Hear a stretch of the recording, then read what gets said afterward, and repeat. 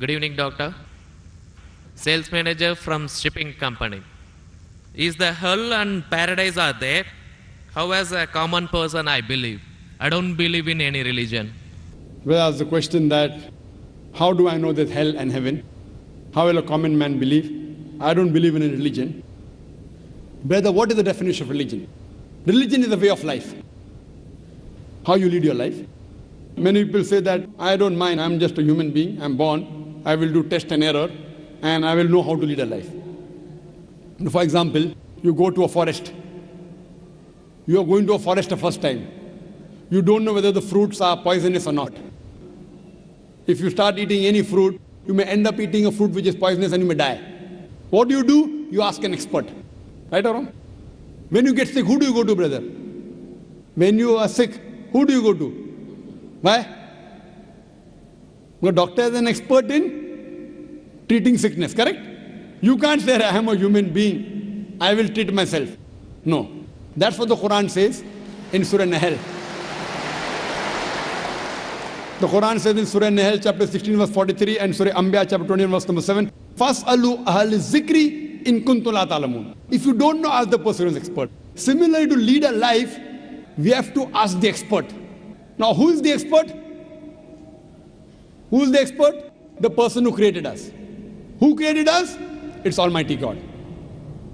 So, we have to follow the commandment of Almighty God. If you do not believe in Almighty God, you should listen to my video cassette, Is the Quran God's Word? Where I have proved logically and scientifically the existence of Allah subhanahu wa ta'ala. If you are an atheist, are you an atheist, brother? Are you an atheist? Pardon me? Are you an atheist? No. Not an atheist. So what do you? Do you believe in God? Actually, I believe in the power. But Fine. That means you believe in God. You I want to call it power, you want to call it supernatural, you believe in God. it's like I believe something. Something. You don't know the name. That name is God. You may call it power, you may call it anything. If you don't believe in God, then you listen to my video cassette, Is the Quran God's Word? If you don't know who that power is, yet you listen to my cassette, Is the Quran God's Word? Where I have proven scientifically, undoubtedly, existence of Allah subhanahu wa ta'ala, and the Quran is the word of Almighty God.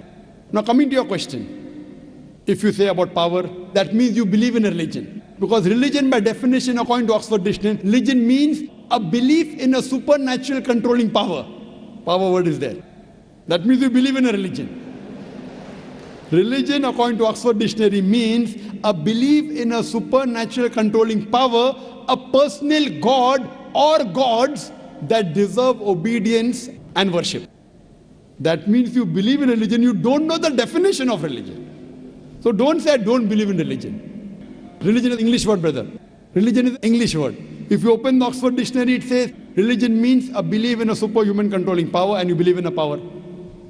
Or a personal God or God that deserve worship or obedience. To know more about that power, you see my video cassette, Is the Quran God's Word. Now coming to your question, basic question, how will I prove that there is hell and heaven? Now if you hear my video cassette, I've proved many scientific aspects in the Quran. If you use science to the Quran, what we come to know that whatever the Quran has said today, 80% can be proved to be 100% correct scientifically. Quran speaks about various scientific facts, which we came to know recently. It speaks about astronomy, it speaks about the spherical nature of the earth, it speaks about the Big Bang, it speaks about the light of the moon is not its own reflected light, it speaks about the water cycle, it speaks about biology, it speaks about botany, it speaks about zoology, it speaks about embryology, all these things. Now, today is the age of science and technology. If we put this test of science to the Quran, what we come to know, 80% whatever the Quran has said is 100% perfectly correct. The balance 20% is ambiguous, neither right, neither wrong. Out of that 20%, not even 0.01% has been proved to be wrong by scientific fact. It is ambiguous. So what my logic says, when 80% is 100% correct, and not even 0.01% of the 20% is proved wrong, so my logic says that inshallah, even that 20% will be correct. It's a logical belief. I being a medical doctor, Quran speaks about astronomy, embryology, genetics, everything perfect. Then you ask me, brother, you being a doctor, you believe in hell? You believe in heaven? You believe in jinn? You believe in life after death? So my logic says, inshallah, even the other 20% in the Quran, which science hasn't reached up to that level. Science cannot prove it. Maybe science will prove 50 years later or 10 years later. But today science hasn't reached that level. So in this way, I believe whatever 20% which science hasn't proved to be right or wrong, inshallah even that will be right. This is one way to prove about hell and heaven. There's another way, simple way, without reading Quran. Brother, I am asking a simple question. Is robbing good or bad? Robbing is good or bad? Robbing is bad. Bad. Yeah. Raping a girl is good or bad? No, bad. Bad. Okay, now I am asking you a question. Logically, I suppose happen to be the biggest mafia. Hypothetically. I am a big robber. You prove to me logically and scientifically. I am a very logical person. I am a scientific person. I am a logical person and scientific person. You prove to me why robbing is bad for me and I will stop robbing. Only one reason you give me, one good reason why robbing is bad for me and I will stop robbing. It hurts others. It hurts people. It hurts others. What difference does it make to me? If it hurts, if I rob 1,000 riyal, it is benefiting me. I can see movie. I can go to a 5-star hotel. What difference does it make whether it hurts others? Does it hurt me? I told you, prove to me why it is bad for me, not for others. I am least bothered about the others. Why is it bad for me? When I'm robbing 1,000, if it hurts him, no problem. What difference does it make to me? If it hurts somebody else, does it make a difference to me? I can enjoy, I can see movie. I can eat chicken biryani. I asked you, give me one logical reason why it is bad for me, not why it is bad for others. I am a big mafia. I am powerful. I am a scientific person, logical person. Prove to me one good reason, logical, why robbing is bad. I will stop robbing. Come on. Another try, brother. Another try. One more try.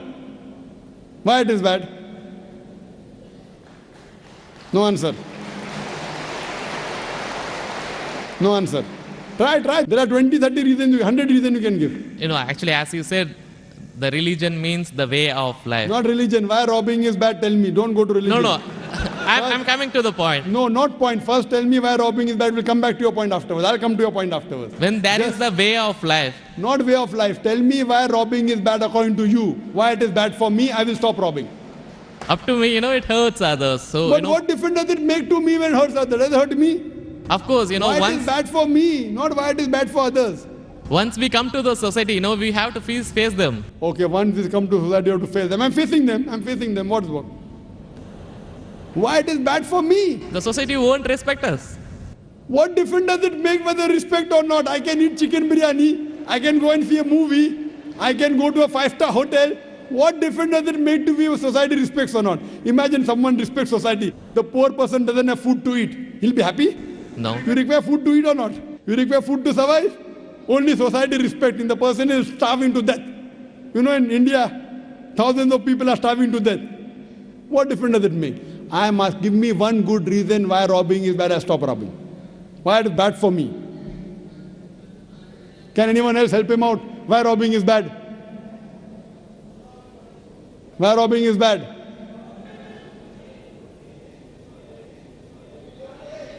There are various answers. I'll help you out. You may say, police will catch you. Good logical reason. Police will come and catch you. Correct, right or wrong? Correct. But you didn't give I'm helping you out. But brother, I told you I'm a powerful mafia. The police is in my pocket. Ministers are in my pocket. Big mafia. See, all the top mafia, the police is in the pocket. They are on my payroll. The police is on my payroll. What will they catch me? Small robber like you should not rob. You will get arrested. I'm a top mafia. The police is on my payroll. Even the ministers are on my payroll. They are in my pocket. So small robber like you should not rob. Big mafia like me can rob. Another reason, I'll help you out. Maybe somebody will come and rob you. Yes. No one can rob me because I got 100 bodyguards. All of them hiding behind the stage. Bodyguards. Small robber robs, somebody will rob him. No one can rob me because I got bodyguards. Hundreds of bodyguards with AK-47. So logically, you cannot prove at all why robbing is bad. With all your science and technology, you cannot prove robbing is bad. So shall I take it in that way? It is to make people fear that, if you do wrong things, then when you die. What wrong thing? Where is robbing wrong? First you prove it is wrong, na? Where is robbing wrong? You haven't proved to me robbing is wrong. When you prove robbing is wrong, then you can say don't do wrong things, na? Therefore, what is good, what is right, you require a creator to tell you. You require a doctor to tell you what food is good, what food is bad. This fruit is poisonous, this is healthy for you. Apple is healthy for you, wild berries are poisonous for you. A doctor tells you. There's no better doctor than Allah subhanahu wa ta'ala. Logically speaking, brother, that mafia has got bodyguards. No one can harm him. And believe me, there are many examples. He dies a very comfortable death. But I am asking you a simple question now, brother. Don't you think that there should be justice? Brother? Yes. Justice. Someone should punish him or not? Law is there. But the law cannot punish every human being here. Why? There are many mafias in Italy. There are many underworld people in India. And the law can't do anything to them. The law is in their pocket. But yet, you as a common man, don't you think you should be punished? Raping is good or bad? There are many people who rape. They rape the girls. No, nothing. The law cannot catch them. So don't you think he should be punished? Yes or no? Yes. But there are many people you see in this world who are big mafias. They die comfortable, that they are rich, they are millionaires. There should be some justice. The reply is given by Creator. Surah Al-Imran, chapter number 3, verse number 185. Allah says, Kullu nafsin dhaikatul maut. Every soul shall have a taste of death. But the final recompense will be on the day of judgment. This life is just mere chattels of deception. If there is no life after death, this life is of injustice. What we say, that the total justice would be on the day of judgment. Our Creator Almighty God will give justice. I tell the person, fine, you may be a big robber. For example, you are that mafia, now I am a Muslim. No one can harm you. Police is in your pocket. Then I ask you, justice is required? Yes. If someone robs you, no one can rob you, agree. But don't you feel there should be justice? There are many robbers, there are many evils, there are many criminals who go scot-free. Unless there is life after death. You cannot prove robbing is bad. You cannot prove raping is bad. Unless there is life after death, no humanity, no book on humanity, no Mother Teresa, no Mahatma Gandhi can prove robbing is bad without the concept of life after death. Because I am asking you a question. Hitler. History tells us Hitler incinerated 6 million Jews. How many Jews? 6 million. 6 million. Suppose the law catches Hitler. What punishment can you give Hitler so that you can compensate for he has burnt 6 million Jews alive? Can you give him any punishment? Brother.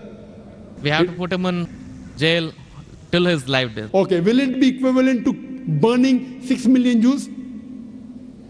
Is burning better or putting in jail better? It's burning is, of course. So maximum you can do is burn him alive. But that will be equal to 1 out of 6 million. What about the remaining 5,999,999 people? What about that? What justice is your Lord going to do? But the Quran says in Surah Nisa, chapter number 4, verse number 56, as to those who reject our signs, we shall cast them in the hellfire, and as often as the skins are roasted, we shall give them fresh skin so that they shall feel the pain.